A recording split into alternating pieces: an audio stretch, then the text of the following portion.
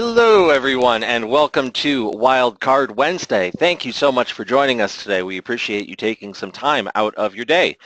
My name is Ben Pulowski. I am one of our Learning Center trainers. I will be leading the training here today. So our topic for today is a deep dive into new custom ELD reports. So we have about a dozen or so reports that have recently been added to our own Geotab Marketplace to help assist you with ELD compliance and making sure that you're obeying all of the regulations and your drivers are following procedures and all sorts of good stuff like that.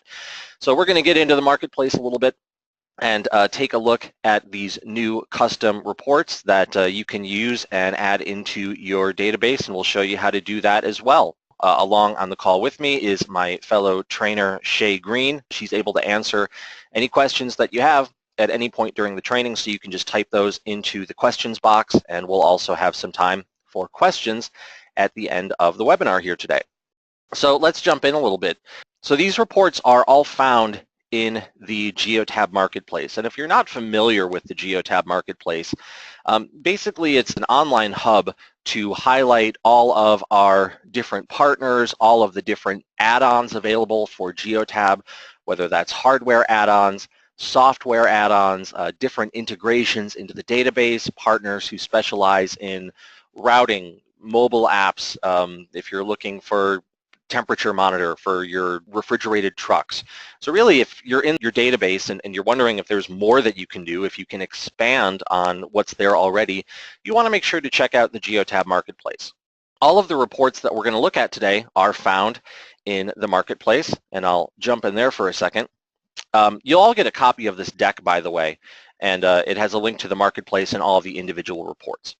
But when you go to the Geotab Marketplace, it's divided here into all these different categories. So popular solutions, new solutions, divided by pillar.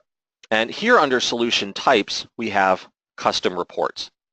So these are all reports, and they're not just limited to ELD, but these are custom reports that have been built internally by our own Geotab employees. All of the reports that we're going to go over today are found in here. If you see a report that you like, you can click on the report, and it's going to bring you to this main page here. So here, a little bit of an overview on the report, if there's any sort of device requirements or My Geotab plan that is required to utilize the report. Here you have some screenshots, so it'll show you what the report looks like. And then we also have for these ELD reports some recommended best practices. So this particular report is meant to be an alert if a driver is going into violation. So we have this set to refresh every 30 minutes, but it'll show you a recommended refresh period of weekly, set date range to last week, for example. And that's just recommended. Down below that, you have description of the report, who should use this, features and benefits, and we also get some instructions on how to load this into your database. This first sentence here is on all the reports. To learn how to import a report into My Geotab, view our reporting basics training found here. And this is actually going to link to a short video that will show you how to do that. I'm going to walk you through it right now, and there's also instructions in the deck that I'm going to send you by the end of the training today. All of the custom reports, and these are all 100% free, all the custom reports have this button right here that says download. You click on that, and it's going to bring you to this page. From here, you want to click on this download button right here in the upper right. And that's going to download this file onto your computer. Once you've downloaded it, now in your database, you can go into Administration, Reports, Report Views. And from this list now you can bring that custom report from your computer and add it into your database. So you can click right here on Add Excel File, drag and drop the file, or click to browse your computer. So this is the one we just downloaded here. Open that up. You can rename it if you want. So mine has this 2 at the end. I'm just going to delete that. You can just click on the name right here. That's how you edit it. I'm going to set the show report in drop-down list to yes, because this actually lets me run it for a custom date range if I want. From here, you can set it up as a dashboard report or as an emailed report. And it'll say on the Marketplace page if it is recommended for dashboard, if it is recommended for email, or if you can use it as either or both. This particular report, because it's going to send out an alert, I'm going to configure it as an email. So I turn my email options on, email the report to me. I'm going to set that to yes so that I receive it. And I can also choose here under recipient list to have this go out to any of my other users, whether it's all the users in my database or only users in a certain group, or I can leave it at just me. Down here, you have the date range and you have the refresh period. So the recommended settings for this particular report are a date range of the previous hour and a refresh period of every 30 minutes. We're going to start it at 10:30 today, and it's going to continue to check every 30 minutes to see if I have any drivers in violation. Down here is belonging to, and I can use this to customize if I only want this report to reflect data from a certain group. So I know that if my drivers in Cincinnati are the ones who have problems with ELD violations or whatever group you want. Otherwise, if you leave it set to everything, it's going to show you violations or data for all of your vehicles. When you're done, hit save. That's all there is to it. And again, we have that video that'll walk you through how to do that. And these instructions are included in the deck as well. So some of the main goals of these new custom reports: monitor duty statuses, be aware of violations, track driver availability, pinpoint discrepancies, possible coaching or training opportunities are all things that you're going to get out of these reports. Here are the instructions that I mentioned on how to add this into your database. We're not going to go through this because we just did. And we'll get into the reports themselves. So there are 10 HOS specific reports that we are going to look at. All of these link to the page in the Marketplace. So right from this main slide. And then when we get into the report itself, each report has a download button. And this links to the same page in the Marketplace. So you can click this and then download the report. The first report we're going to look at is distance driven while on duty.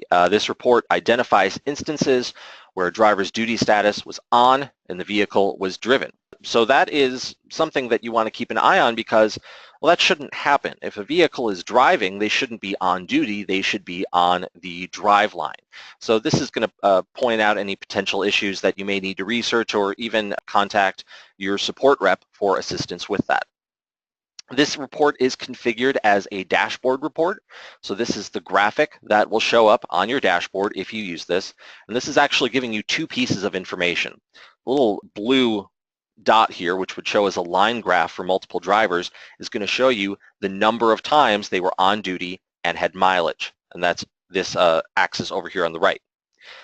The bar itself tells you the distance. So we can see that this driver had 4 instances of acquiring mileage while on duty, and they drove for 7 miles while in an on-duty status. The next report we have here is drivers placed on duty. So this is basically just a count of the number of drivers that are logging in to Geotab Drive that are going on duty during each calendar day. So this is going to be especially helpful at the beginning of a rollout. Maybe you're moving from paper logs to electronic form for your duty status logs, and drivers just aren't in the habit of having to log into a tablet every day.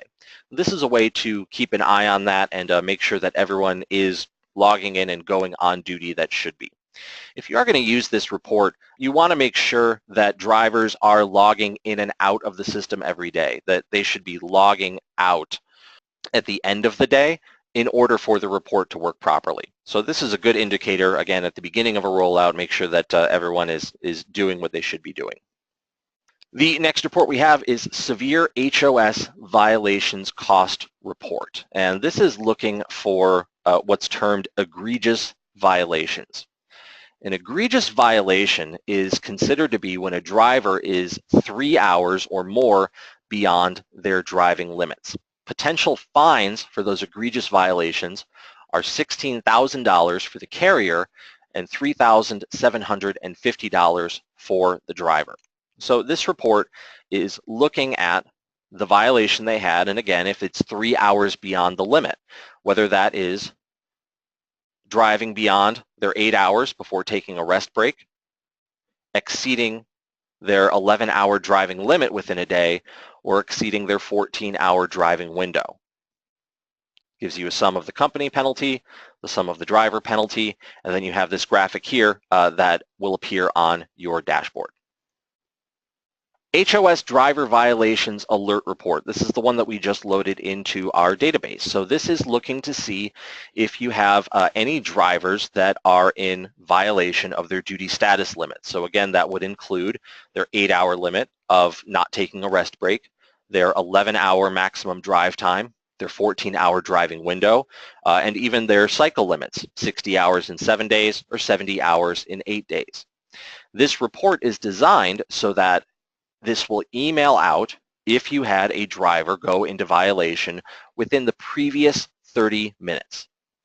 If you didn't have a driver go into violation within the previous 30 minutes, it's not going to send out. So it's only going to trigger when the conditions are met.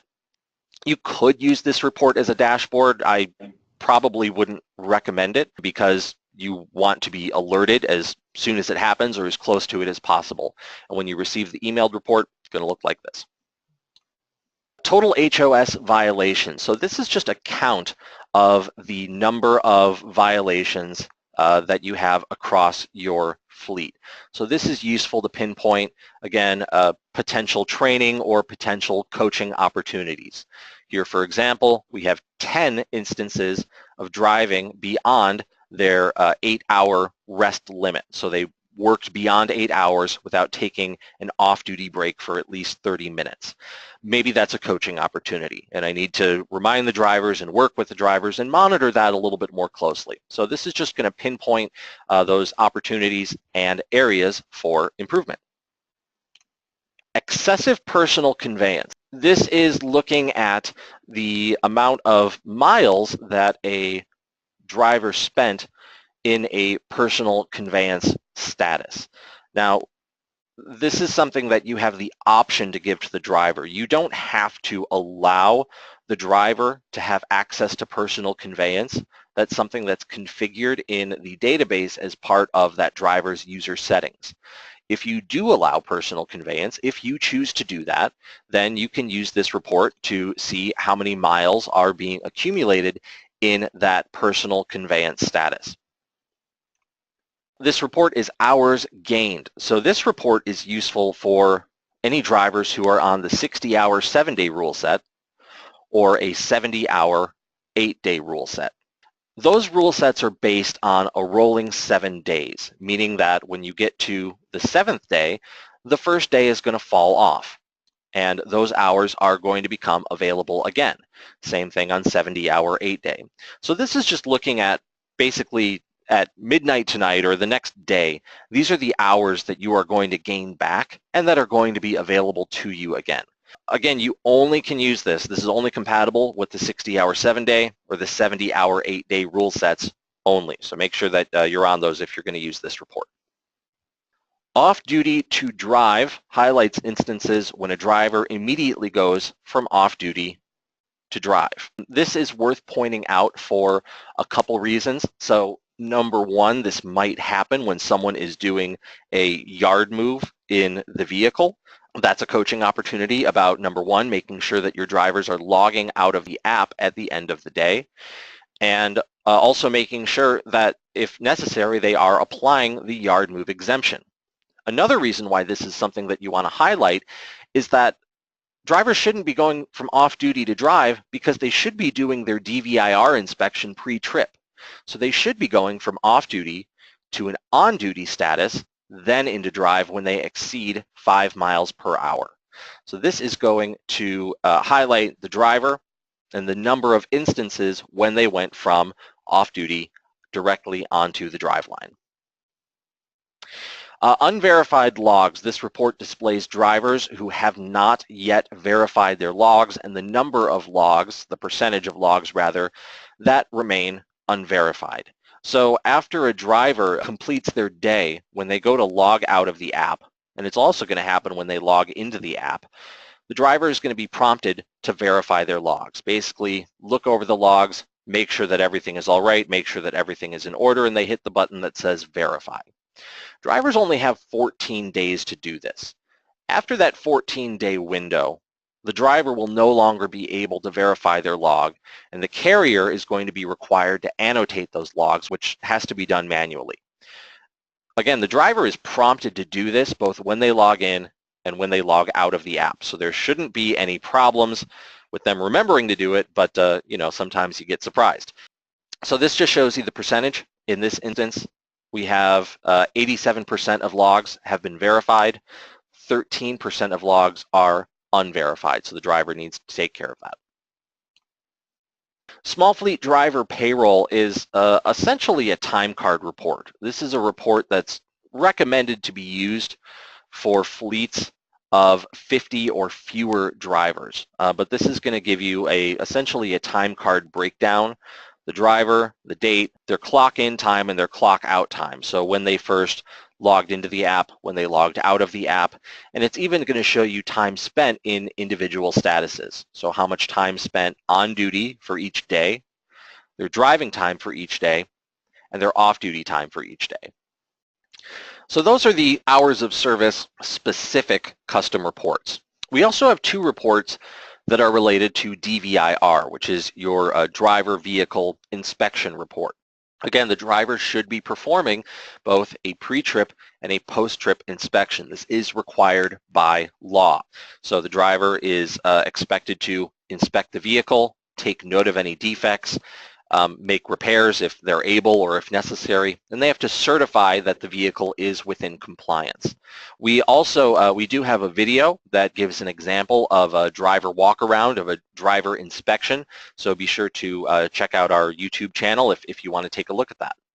One of the two custom DVIR reports that we have is a defects alert. Like the violations alert, this report is going to trigger when there was a DVIR submitted with a defect within the previous 30 minutes, whether it's a normal defect or a critical defect. Either way, it's going to email out within 30 minutes of when the report was submitted.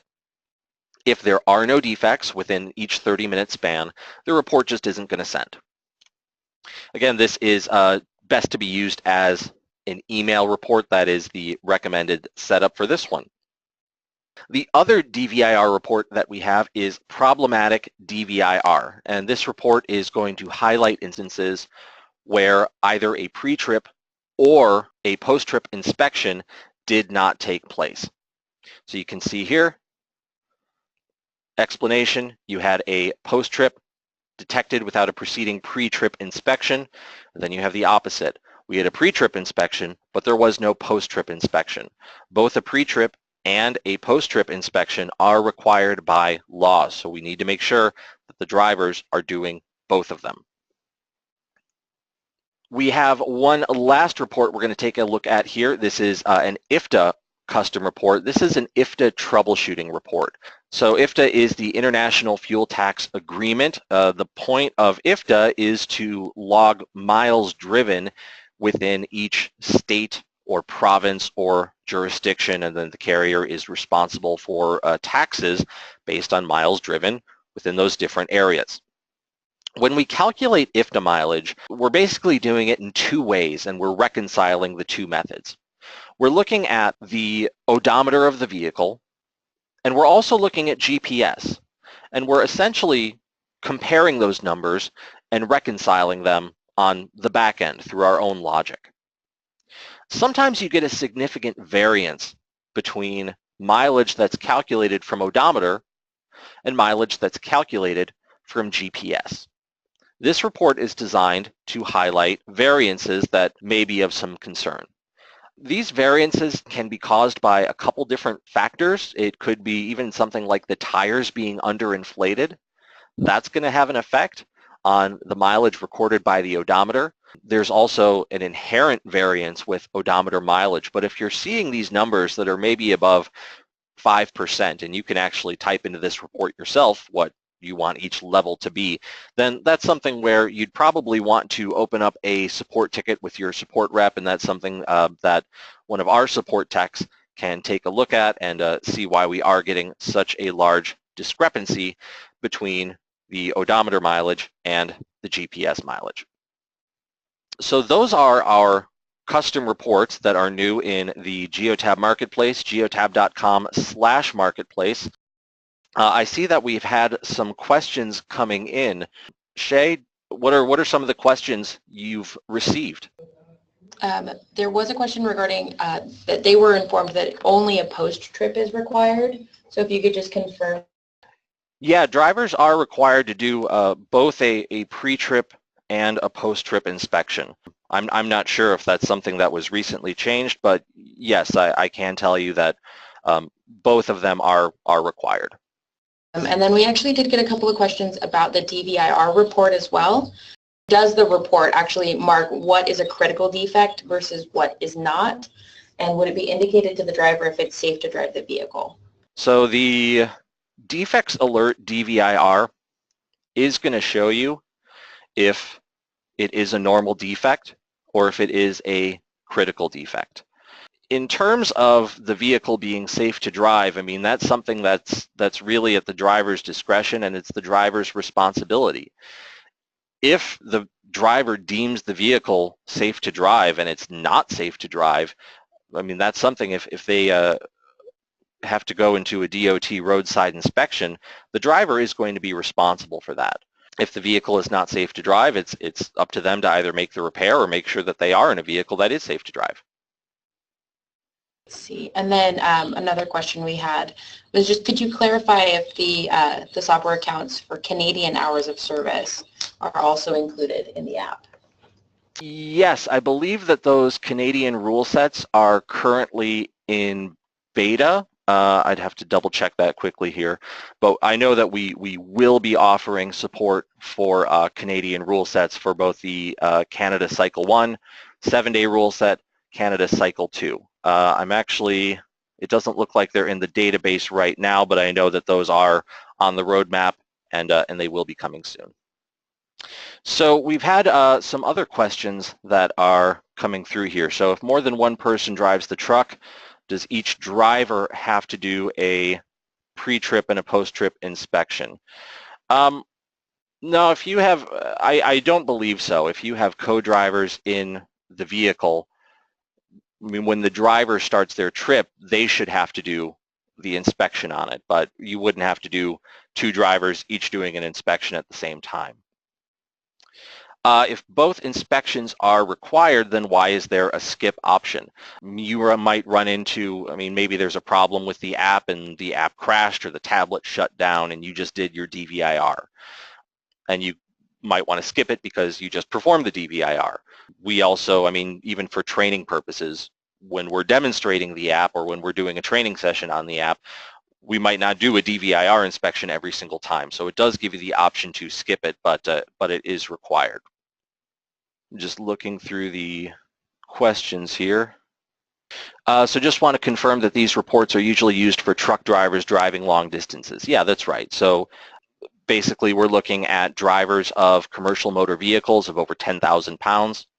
They are going beyond the 100 air mile radius of their home work location and are usually in interstate travel. There are some of these reports that would fall toward intrastate, where they're driving within the same state, but yeah, for the most part, we're looking at long-haul truckers for these. So we have a question on how do you input inspection into the database? Well, that's a good question. So if the driver does their vehicle inspection, it's automatically going to transmit from the app to the database. So as soon as you finish your DVIR, as soon as the driver finishes their DVIR, when they're done, they're going to hit submit.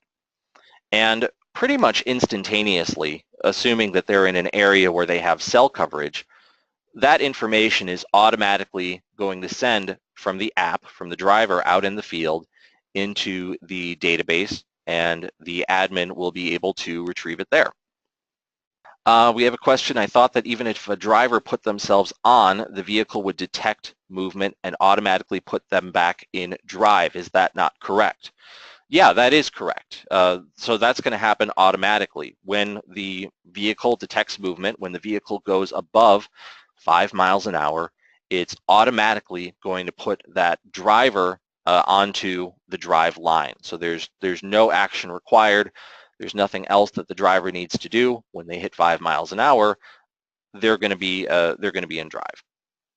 If a DVIR defect is reported and immediately certified as safe by the driver, will this show up on the DVIR defect alert report? Yes, it will, because it was still recorded with a defect. If the driver goes from Canada to USA, will the system change or recognize the rules according to where they are? Yes, so there is actually, I'll see if I can find the link here for you, but there is a add-in. I know it is available in the marketplace, and it's designed for just that. It's designed for switching between US and Canada rule sets. Here it is, border crossing, 60 hours, 7 day. So what this does, you can add this into your database, and it's going to add into the app, and it basically just puts a big button in the Geotab Drive app that switches you from a USA rule set to Canadian rule set, either Canada Cycle 1 or Canada Cycle 2. What is the format of the IFTA report? So the format of the IFTA report is pretty straightforward. All it's going to show, see if we get some data here. So it's going to break it down by vehicle, and it's going to show the different states or provinces or jurisdictions that those vehicles entered. So for example, this vehicle in the month of May was in Nevada. The first time that they recorded movement in Nevada, or when they entered the state, was May 1st at 6:31 a.m. The next time they left the state was May 26th at 6:38. This column here is enter odometer, exit odometer, and then the total miles driven in that jurisdiction. So they were in Nevada from May 1st to May 26th, and again from May 29th to May 31st. It shows the enter and exit and total miles for each event. And then down here on this line below, it has the total miles for Nevada, which is 1,072. Vehicle also crossed into California, enter time, enter odometer, exit odometer, and it has the totals for California down here. What app is recommended for the auto recording of fuel purchases? There's actually quite a few apps available. I mean, I would really just recommend taking a look at the marketplace, but you can go into any app or any solution that you see in the marketplace, and there's a button here to request info. So if you do see something that catches your eye, you can just click on that button, and someone will reach out to you for some more information. There is a add-in for Geotab Drive. Now this is not automatic for entering in fuel purchases, but this is actually something that if you don't have a fuel card, if you don't have fuel card integration, but you still want to be able to track fill-ups through the Geotab software, this is a free add-in that's available. You can add this into your database, and it allows drivers to manually log fuel transactions through the Geotab Drive app. So right here, you would enter in the volume of the fill-up, the type of fuel, price per gallon. It's going to record the date and time and the address of the fill-up. And then this information will transfer over into the database. So that is another option for you. Personal use, does it show on duty or off duty? And if the driver takes it to the shop to fuel, what will it show up as? I assume that's referring to the personal conveyance exemption, which you have the option to grant drivers if you so choose. Personal conveyance is just that. It's personal usage.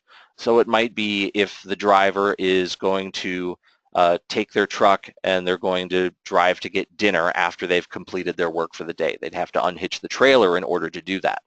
That's all going to be off-duty time. If the driver is taking it to the shop to fuel, I mean, if they're working, then it should be on duty. And if they go above 5 miles an hour, it is going to put them on the drive line. If the driver is just in the warehouse and not driving for the whole workday and in an on status, can the DVIR be skipped for that day? To my knowledge, yes, I believe that would be okay, because the DVIR is if it's going to be driving on public roads. So if it's something where they're just going to be working in the yard, then no, a DVIR report should not be required. If the vehicle moves less than 5 miles per hour, will the drive not record? So yeah, the limit to put them onto the drive line is 5 miles per hour. If they're driving 3 miles per hour, it's going to keep them on duty. When they hit 5, it's going to put them on the drive line. Also, is there a distance parameter set to eventually change the driver to drive at a certain distance? So in regards to taking them from on duty to drive, no, there is not. It's based 100% on speed, and that's, again, 5 miles an hour. There is an option, though, for personal conveyance, where if you did want, and again, you don't have to grant personal conveyance, but you have the option. Here under Administration, System, and then System Settings, you have this maximum personal conveyance distance. So this is if you are granting personal conveyance to your drivers and you're going to give them that option, you can put in a number here. And this is the point at which it's going to stop personal conveyance and it's going to put them on the drive line. Usually this is set to 47 miles or 75 kilometers, but as the carrier, it is up to you. IFTA report, if a driver starts in California and ends in New York, will the report indicate the mileage on a per state basis? Yeah, if the driver is driving through all of the states from California to New York, it is going to list every single state that they were in, that same information that I showed you, enter time, enter odometer, exit odometer, and total miles driven in that jurisdiction. Does the system account for the different HOS rules between Canada and USA in addition to the cycles, for example, 13 hours of driving? Yes, it does. Yep, that is taken into account here. We've done our homework. I'm referring to the report that shows when a driver puts themselves on while driving. The purpose of this report doesn't seem necessary if it automatically puts the driver back in drive. I question if that was actually the case. So this is looking at driving in an on status, which I think was the first report we looked at. So the reason that you'd want to look at that is because it means something is wrong. If you're right in that it should put the driver back into the drive line when they hit 5 miles per hour. If you are seeing mileage, though, when they're on duty and not on the drive line, then that's maybe a reason there to double check the installation and possibly even open up a support ticket on that. Is it possible to press on duty while driving on the tablet? No, it is not. When the vehicle is in motion, the tablet will be locked down and you will not be able to access that. We have a request here to show us how the GPS works and take a look at the map. So we're really just focusing on these ELD reports for today. What I will recommend is if you go to our YouTube channel, youtube.com/mygeotab. We have a number of videos here, one of which is tracking your vehicles on the map. So if you have any questions on that or anything else about the database, just take a look at there. When using the fuel tracker, so that was that add-in that I showed you to record fuel transactions through Geotab Drive, will the fuel be attributed to the driver or the vehicle she is driving? So I mean, it'll really be both, because it'll show that the driver logged the transaction and it'll show that what vehicle the driver was in, and then the fuel will pertain to that vehicle, yeah.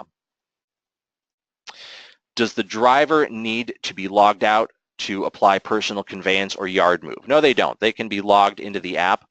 I'll actually show you that here real quickly. So when the driver is logged into the app, here's an example of me skipping a DVIR report for training purposes. When they're here in HOS, they can go into Options, If you have yard move or personal conveyance, it's going to be right here under exemptions. So this user profile does not have it turned on right now, but it'll just have a button right here that says apply. What benefit does this have on small local buses that already have 2 other forms of GPS tracking in the vehicles? So ELD is a required mandate from the government. If ELD does not apply to you, if you're not, again, the very short, succinct and oversimplified way to put it is long haul trucking. If that doesn't apply to you, then you wouldn't need this. The lockdown is only for the app. You can run other apps, receive phone calls, etc. while driving, so it is not a complete lockdown. Yes, you're right. Thank you for clarifying that. It is just a lockdown for Geotab Drive. At the same time, dangerous to operate a tablet while driving, so look out for that. I guess we'll be able to have a report per truck. So this is referring to the fuel tracker. So what you can do is in the database, you can log or you can run a report that shows you all fuel transactions. So here under fuel usage, you have this button here that says fill-ups. I'm not sure if we're going to get any data here. Maybe we'll get lucky. So here we go. And it'll show you logged by vehicle, and it'll show you the driver at the time if there was one logged in, if you did it through the app. So you can run this report for all of your vehicles or individual vehicles. The gentleman talking said to log off every day, so when the driver goes into sleeper berth, he needs to log off for the night. When he logs back in the next morning, will it still show him in sleeper berth? Yes, it will. You don't need 100% absolutely have to log out of the app every day. It's recommended. It's a good practice, especially if it's being kept at your work location at the yard overnight. Someone else is going to be getting into the truck and moving it.